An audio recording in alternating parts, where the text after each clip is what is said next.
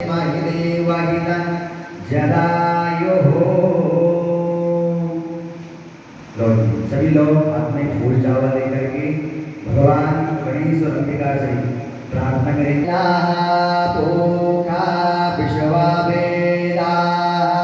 स्वस्ते नस्तारक्षो अरिष्टाने मेः स्वस्ते न बृहस्पतिर्दधातरः सुखं जावानो भिदते भुजगमायाः अग्ने जुह्वामनवः सूरदक्षसो विश्वेनो देहे शृणोयामदेव